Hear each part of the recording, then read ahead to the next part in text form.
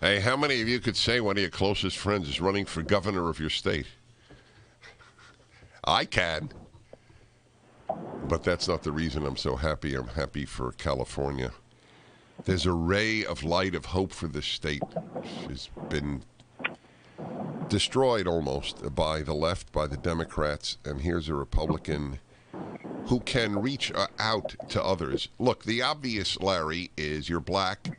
The black vote is incredibly important. So you said you're going to Oakland.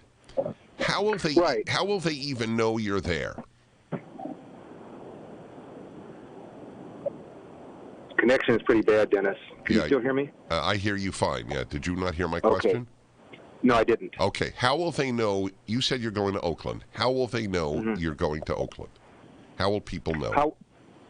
Well, of course, I'm putting all my activities on social media, on Facebook, on Twitter, and on Instagram, so people will know what I'm doing and where I'm going and why I'm going there.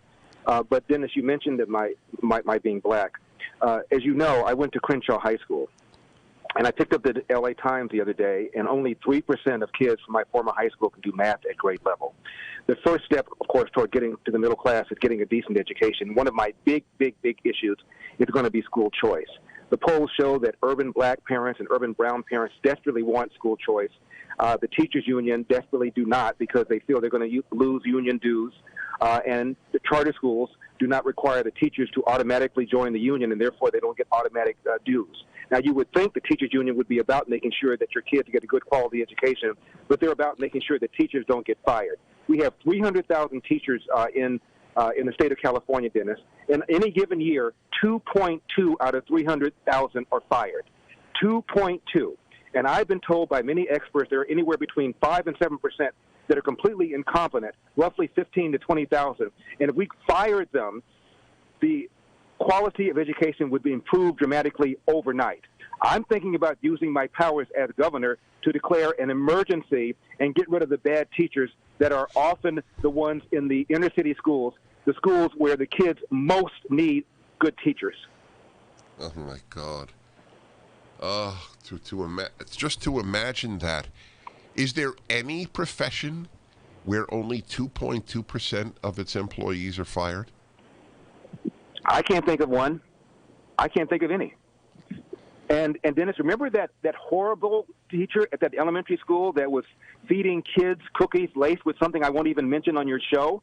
It took him years to get rid of this guy. I think well over $1 million in legal fees to get rid of him. And the only reason he left finally is they gave him a buyout for about $40,000. Now, you can't get rid of a teacher like that. What about just your regular garden variety incompetent teachers? Tom Sowell calls it the dance of the lemons. And that's when a teacher is in a good school district. The parents are involved in their kids' education.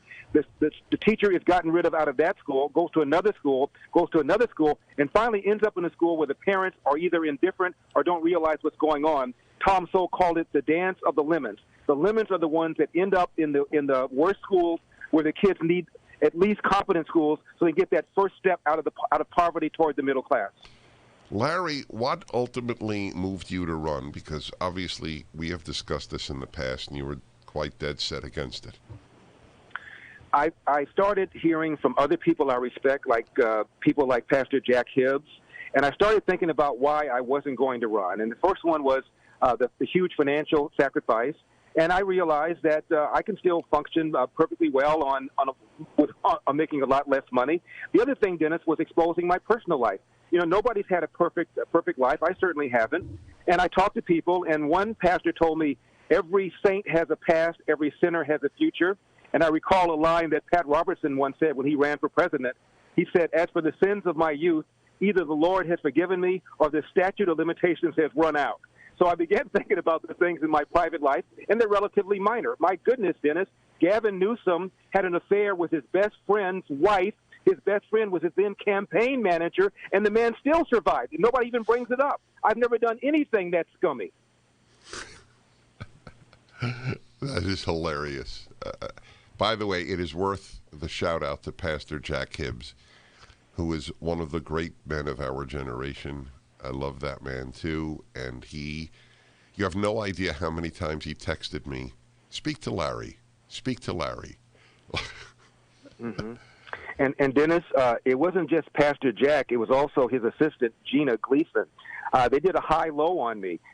Pastor Jack would hit me, and then she would call, and Pastor Jack would hit me, and she would call, and she was even more persuasive than Pastor Jack. I guess she learned from the best. But Dennis, somebody's got to do this. You've driven around L.A. You see this homelessness, and what do? They spend more and more money to, quote, buy housing. Even if you can induce them to go into the housing, they're not going to stay because the underlying problem as to why they're on the streets in the first place has not been resolved. And Pastor Jack, another pastor, says, get us involved. We know what to do. We know how to do this far more efficiently, far more humanely, far more effectively, and far more cheaply than the taxpayer can do through the government. Let us get involved. Let us adopt a street, adopt a block. We'll figure this out. Let us do it. Get the government out of the way, Larry. God, is that ever true? So where are you headed right now? Right now, I'm headed to Norwalk to sign the papers to officially launch the campaign. And where will you officially launch it? Where's the place? It's Norwalk. I mean, where will you be making some big rally, some announcement? Because I want to help you publicize it. That's why I'm asking. I see. Well, no, I'm going to make my first TV announcement on the Sean Hannity show. That'll be, I think it's tomorrow. I'm going to have a little speech today in Norwalk where there are going to be probably a few hundred people. No biggie.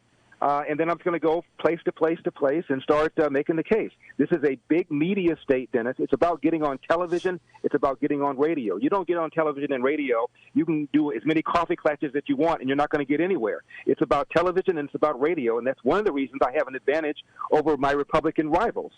Aside from Caitlyn Jenner, I have more name recognition than anybody else. You know, Dennis, we've been on radio up and down California for years, in Sacramento, in the Valley, in Ventura, in L.A., in Riverside, in San Diego.